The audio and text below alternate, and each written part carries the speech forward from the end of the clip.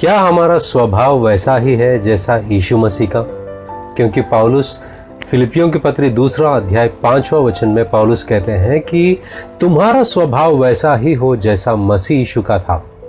मसीह यीशु का स्वभाव ऐसा था कि वो दूसरों को अपने से श्रेष्ठ समझे और उनको उद्धार देने के लिए, उनकी पापों की क्षमा के लिए वो सलीब पर मरे और उसके लिए अपने आप को उन्होंने दास बनाया और इस दुनिया में आए हैं। सिर्फ और सिर्फ इसलिए क्योंकि दूसरों को उन्होंने इतनी महत्वपूर्णता दी है। वो जानते थे कि वो पिता से अलग होने वाले हैं और सलीब पर वो पुकारे भी थे कि हे पिता, मेरा हाथ क्यों छोड़ा आपने। पौलुस के अंदर भी हम वही स्वभाव को देखते हैं कि वो चाहता था कि परमेश्वर के साथ जाकर बस जाए और किसी भी तरह वो मरकर यीशु मसीह के साथ में रहे। शरीर में जिंदा रहना बहुत ज़रूरी है, क्योंकि अगर वो शरीर में जिंदा रहेंगे तो दूसरों की भलाई के लिए, दूसरों की विश्वास की दृढ़ता के लिए वो जिंदा रहकर उनकी मदद करेंगे। इन दोनों में हम वही स्वभाव को देखते हैं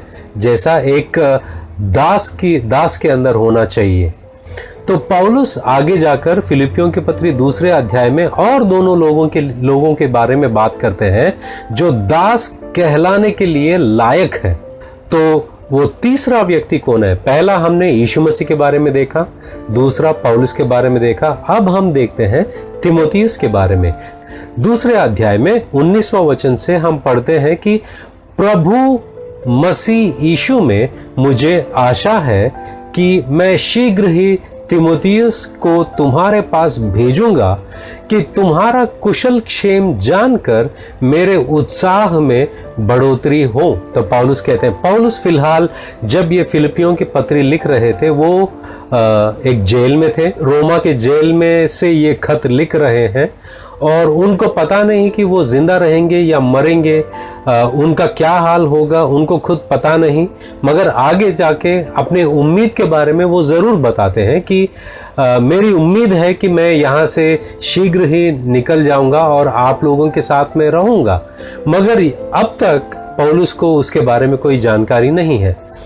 तो पौलुस ये कहते हैं कि मैं तीमुथियुस को आपके पास भेजूंगा, आपके बारे में मुझे बताएगा तो मेरा आनंद में बढ़ोतरी होगी। और 20वें वचन में पौलुस कहते हैं कि मेरी नजर में उसके समान ऐसा दूसरा कोई व्यक्ति नहीं है। पौलुस तीमुथियुस के बारे में ये बात कहते हैं कि मेरी नजर में उसके समान ऐसा दूसरा कोई व्यक्ति नहीं है।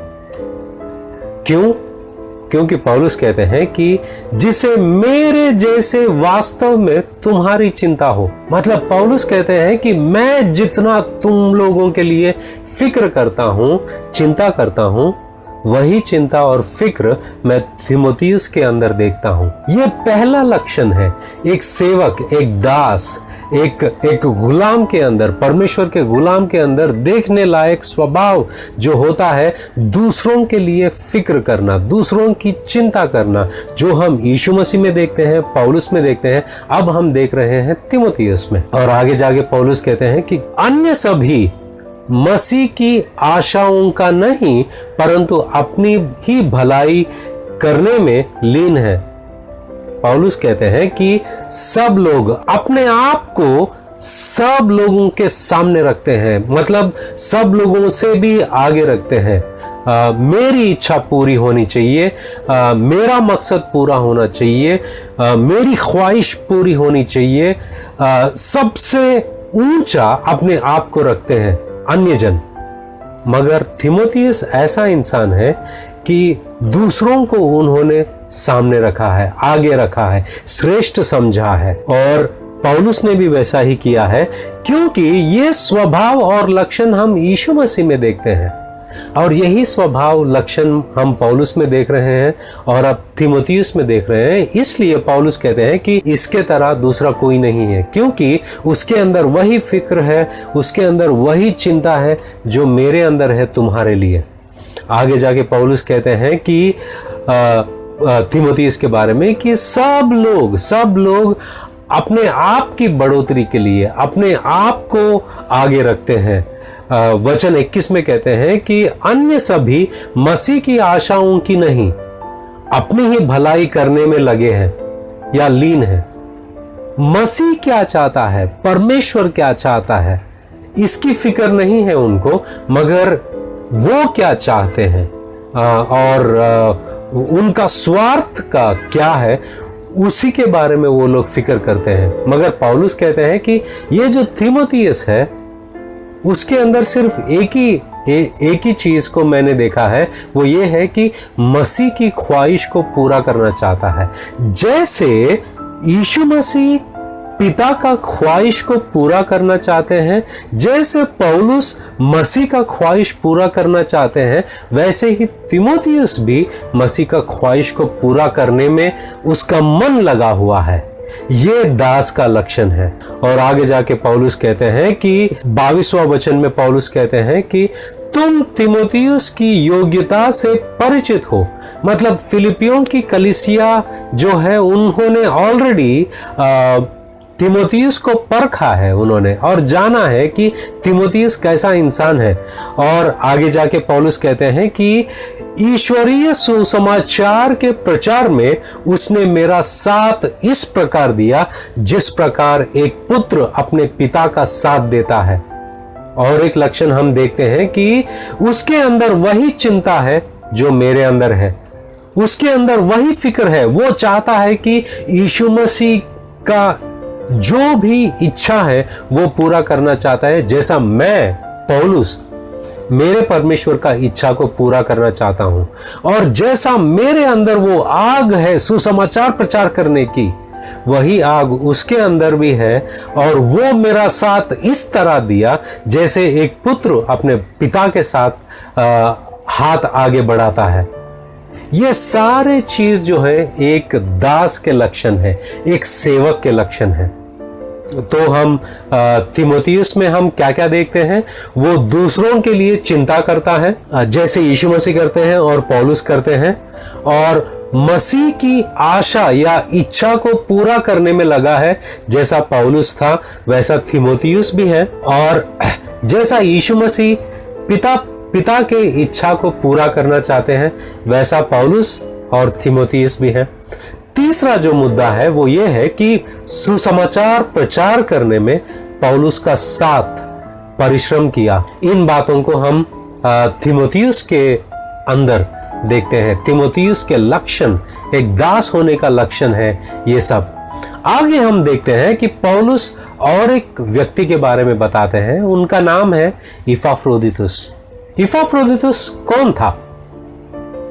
अगर हम फिलिपियों की पत्री 4 अध्याय 18 वचन पढ़ते हैं, वहां पर लिखा गया है कि मेरे पास सब कुछ है, वरन बहुतायत से भी है। जो वस्तुएं तुमने इपाफ्रोदितुस के हाथ से भेजी थी, उन्हें पाकर मैं तृप्त हो गया हूं। तो वहां तो सुखदायक सुगंध ग्रहण करने योग्य बलिदान है जो परमेश्वर को भाता है। तो फिलिपियों की कलीसिया जो है, उन्होंने इपाफ्रोदितुस को पौलुस के पास भेजा था। फिलिपियों की कलीसिया जो है वो जानते थे कि प्रेरित पौलुस जो है वो जेल में है। फिलिपियों की कलीसिया ने इपाफ्रोदितुस को कुछ पैसे दिए होंगे और कुछ सामग्री दिया होगा ताकि वो पौलुस के जरूरतों को पूरा करने के लिए उन्होंने इपाफ्रोदितुस के हाथ से ये सामग्री या पैसा उन्होंने पौलुस को भेजा है। तो यहां पर हमको पता चलता है कि इपाफ्रोदितुस जो था वो फिलिपियों की कलीसिया का एक दूत था, पौलुस के पास गया और वहां पौलुस की मदद कर रहा है। तो पौलुस कहते हैं कि 2 अध्याय 25वें वचन में, इस समय मुझे आवश्यक यह लगा कि मैं इपाफ्रोदितुस को तुम्हारे पास भेजूं, जो मेरा भाई, सहकर्मी, सहयोद्धा है, जो मेरी जरूरतों में सहायता के लिए तुम्हारी ओर से भेजा गया दूत है। तो पौलुस क्या क्या कहते हैं इपाफ्रोदितुस के बारे में कि वो मेरा भाई है, सहकर्मी है, मेरा कलीग है, मेरे साथ में काम करने वाला है। और पौलुस कहते हैं कि सह योद्धा है, मतलब मेरे साथ में वो लड़ाई कर रहा है। मेरी जरूरतों में सहायता के लिए तुम्हारी ओर से भेजा गया दूत है, मतलब मेरी जरूरतों को वो यहां पूरा कर रहा है। दूसरा अध्याय 26वां वचन में पौलुस कहते हैं कि वह तुम सबसे मिलने के लिए लालायित है और व्याकुल भी। तुमने उसकी बीमारी के विषय में सुना था। ओ, तो यहां पर हमको पता चलता है कि इपफ्रोदितस बीमार था और उसके बीमारी के बारे में फिलिप्पी कलीसिया जो है वो सुन लिया था, तो शायद वो लोग फिक्र करते होंगे। तो यहां पर इपफ्रोदितस जेल के बाहर है और पौलुस जेल के अंदर है। इपफ्रोदितस जेल के बाहर होकर पौलुस की मदद कर रहे हैं और बीमार की दशा में भी वो पौलुस की मदद कर रहे हैं। तो आगे वचन कहता है 27 वचन कहता है कि बीमारी वह तो मरने पर था, किंतु उस पर परमेश्वर की दया हुई, न केवल उस पर परंतु मुझ पर भी, कि मुझे और अधिक दुखी ना होना पड़े। तो पौलुस कहता है कि वो बीमार ही नहीं, मरने पर था, मतलब मरने के करीब था। वो इस दशा में होते हुए भी फिलिपियों की कलीसिया जो है उनकी आशा को पूरा कर रहा है, क्योंकि फिलिपियों की कलीसिया चाहता था कि इपफ्रोदितस पौलुस की मदद करे। तो इपफ्रोदितस ऐसा इंसान है कि कलीसिया फिलिपियों की कलीसिया जो है उनको अपने से भी उन्होंने इंपॉर्टेंट समझा, उन लोगों को आगे रखा, पौलुस को आगे रखा, अपने आप को नहीं। इपफ्रोदितस दूसरों को श्रेष्ठ समझा और यीशु मसीह की इच्छा को पूरा करने में लगा है। यहां हम लोग इपफ्रोदितस के अंदर भी वही लक्षण देखते हैं, जो लक्षण यीशु मसीह में देखते हैं, जो लक्षण पौलुस में देखते हैं, जो लक्षण हम तीमुथियुस में देखते हैं, ये लक्षण हम इपफ्रोदितस में भी देखते हैं। वो मरने लायक था या मौत के करीब था, मगर फिर भी सेवा में लगा है। और 29 वचन में पौलुस कहते हैं कि प्रभु में आनंद पूर्वक उसका स्वागत सत्कार करना। पौलुस कहते हैं कि इपफ्रोदितस का सम्मान और उसका सत्कार करो, सम्मान और सत्कार करो। और पौलुस आगे कहते हैं कि उसके जैसे व्यक्तियों का आदर किया करो। BSI बाइबल सोसाइटी वर्जन में लिखा है, और ऐसों का आदर किया करना, ऐसे लोगों का आदर करो जो अपने आप को नहीं, दूसरों को वो सामने रखते हैं, परमेश्वर की इच्छा को सामने रखते हैं, परमेश्वर को आगे रखते हैं और परमेश्वर के लोगों को आगे रखते हैं। वो अपने स्वार्थ के लिए कुछ नहीं करते, मगर दूसरों के लिए सेवा करने में लगे हैं। ये सच्चे दास हैं, ड्यूलोस हैं, जो अपने आप को नम्र बनाकर दूसरों को आगे रखते हैं। दूसरों के लिए वो अपनी जान तक देने के लिए वो यीशु मसीह की तरह सेवा में लगे हैं। ये सेवक के लक्षण हैं। और पौलुस कहते हैं कि ऐसे लोगों का सम्मान किया करो, इपफ्रोदितस जैसे लोगों का सम्मान किया करो। जब यीशु मसीह को देखता हूं मैं, जब पौलुस को देखता हूं, तीमुथियुस को देखता हूं, इपफ्रोदितस को देखता हूं, इन सारे लोगों के अंदर वही लक्षण है। ये यीशु मसीह जो हमारे रोल मॉडल है, जो हमारे मार्गदर्शक है और जो हमारे मिसाल है, उनके अंदर जो लक्षण है, उन्होंने अपने आप को नम्र बनाकर दूसरों के लिए जान दिया, मौत को भी उन्होंने स्वीकार किया ताकि दूसरों को उद्धार मिले।